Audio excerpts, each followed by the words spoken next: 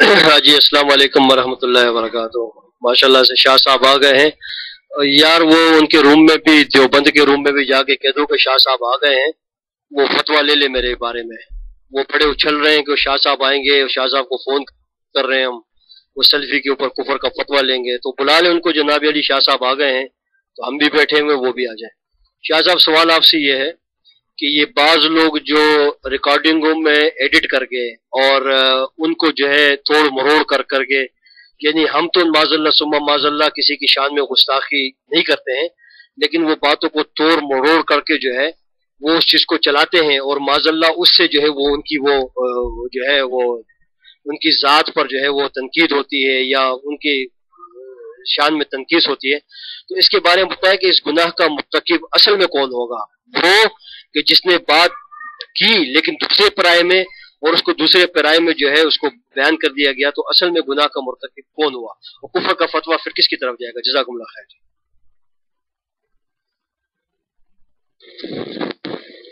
देखिए, असल में गुनाहगार तो वही है जो चीज़ों को तोड़ मोड़ कर पेश करता है। किसी के लिए ये रवा नहीं है कि किसी की बात में अपनी मन मानी तावील करे, क्योंकि हमेशा हुक्म जो है वो ज़ाहिरी चीज़ पर होता है। इसलिए मुनाफिकीन जो थे, क्योंकि वो कलमा तौहीद को उसका इकरार करते थे, तौहीद और रिसालत को तस्लीम करते थे, मुसलमानों के साथ नमाज पढ़ते थे, उनका कुफर वाज़े नहीं था। यानी अहकाम तो इसी पर मुरतब होते हैं कि ये शख्स जो है ये ज़ाहिरी तौर पर क्या अमल कर रहा है। दिल चीर कर तो किसी ने नहीं देखा।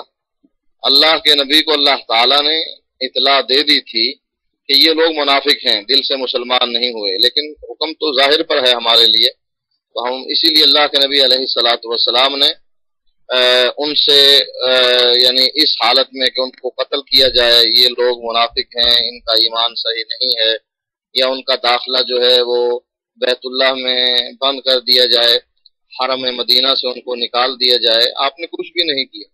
लिहाजा हुक्म जो है हमेशा ज़ाहिरी चीज़ पर लगता है। जो आदमी किसी के बयान को तोड़ मोड़ कर पेश करे तो वो उसमें मुजरिम है। उसमें उस आदमी का, चूंकि हम तो हुक्म हमेशा ज़ाहिर पर लगाते हैं, दिल चीर कर किसी को देखते नहीं। अल्लाह के नबी अलैहि ने इस बात पर हजरत उसामा से भी ये बात कही थी कि अशकक कल्बहू, क्या तूने उसका दिल चीर कर देखा है, कि जिसमें इस किस्म की बात जो है वो आ रही थी कि ये कलमा डर कर पढ़ रहा था, ये इसने अस्सलाम वालेकुम रहमतुल्लाह डर कर कहा था। तो आपने फरमाया हुक्म तो चूंकि ज़ाहिरी चीज पर होता है, लिहाजा आपने फरमाया कि क्या तुमने उसको उसका दिल चीर कर देखा था कि उसने वाकई डर कर कलमा पढ़ा है। लिहाजा इस किस्म का जो मामला है वो बिल्कुल ज़ाहिरी चीज पर होना चाहिए।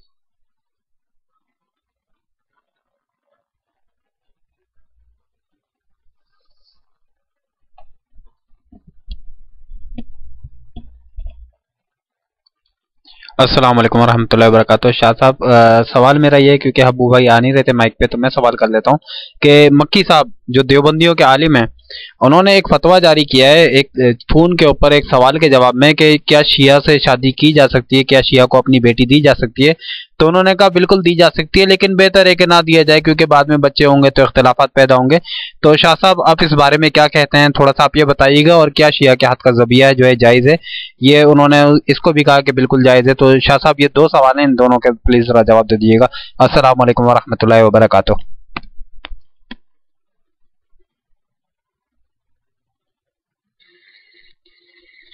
देखिए, शिया को लड़की देना बिल्कुल हराम है। उनका अकीदा हमसे बिल्कुल मुख्तलिफ है। लिहाजा जिस आदमी का अकीदा मुख्तलिफ हो, शिरकिया और कुफरिया अकायद उसके हों, उसको लड़की नहीं दी जा सकती।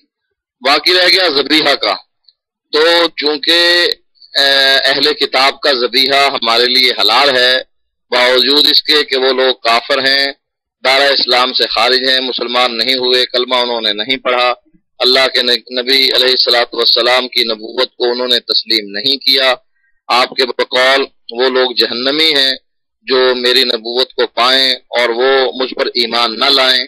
इसके कुफर में, इनके कुफर में यानी कोई शक नहीं है अहले किताब के। کہ یہ لوگ کافر ہیں، مشرک ہیں، لیکن پھر بھی ان کا ذبیحہ حلال ہے ہمارے لیے کھانا.